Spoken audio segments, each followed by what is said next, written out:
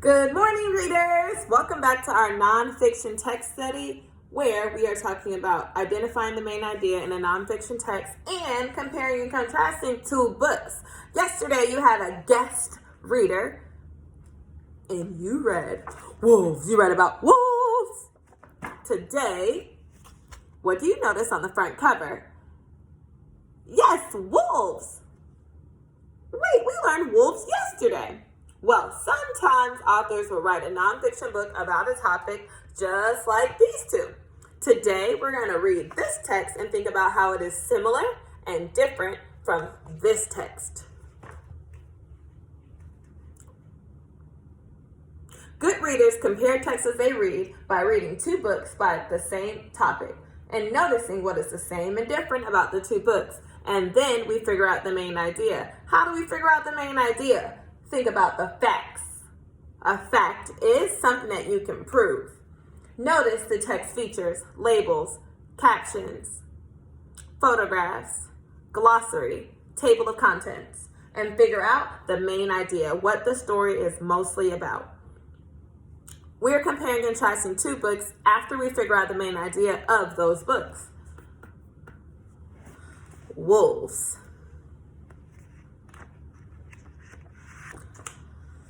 Already, as I open the book, I see a major difference. In our last book, you did not have a table of contents. In this book, you see a table of contents. It helps us to know what is going to be in the book and where to find the information.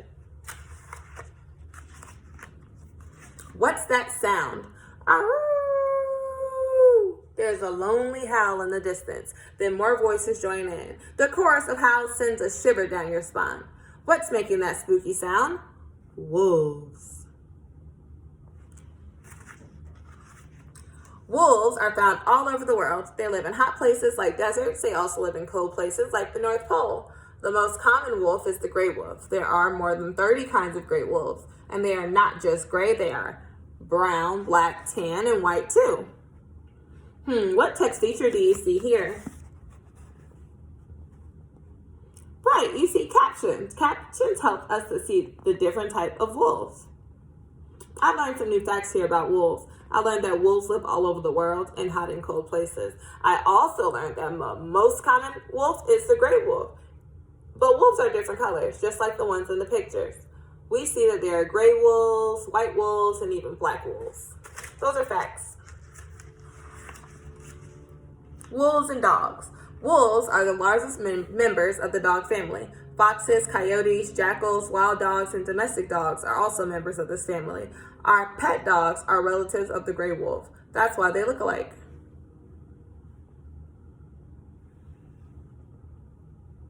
Interesting, we just learned that wolves are just like dogs. Yep, wolves are a lot like dogs.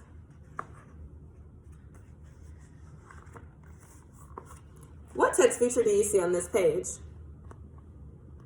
That's right, captions. They help you understand the difference between a wolf and a dog. It's showing us that even though they're kind of similar, there are some ways that they're different. It tells us that their heads are different and so are their legs.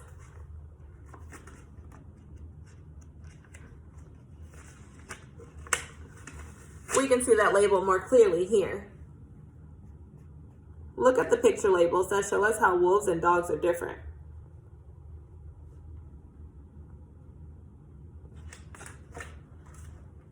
Did you know that wolves and dogs were similar but different?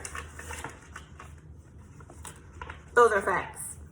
But wolves and dogs are different in several ways. Wolves have a longer snout, stronger jaws, and larger teeth. Dogs have a rounder head and shorter legs. The biggest difference is that dogs like to be around people, and wolves like to be around other wolves. Wolves live in a family group called a pack. A pack includes a male, a female, their young or their babies, and a few wolves that have joined from other packs. Wolves need each other. Together they find food to protect one another, and they care for their babies or their young. A wolf alone can't survive for very long. There are usually 6 to 10 wolves in a pack. Wow, we just learned so many facts about wolves. What are some things that we just learned about wolves? That's right. What else did we learn?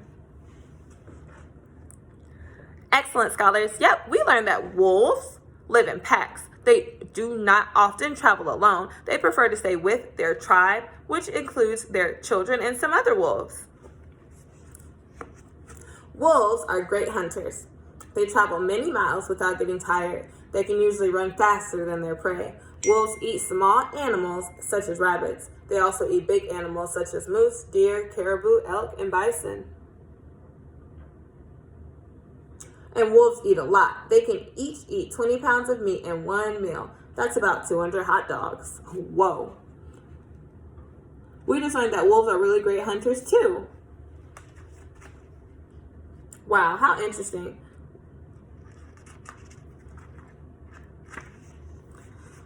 How do wolves talk to the other wolves in their pack? They whimper, bark, growl, and snarl. But when they need to talk long distances, wolves howl. And when one wolf starts howling, others tend to join in. Howling is what wolves are famous for.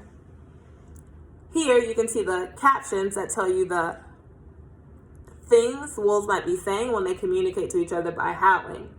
Wow, how interesting. We just learned that wolves howl at each other to communicate. Wow, so now as a good reader, we need to figure out the main idea. That's right. First, I think about the facts I've learned. I noticed that there were a lot of facts about the different kinds of wolves, and I learned a lot about how wolves live. For example, they live in packs, and they are really good listeners. They're really good hunters, too.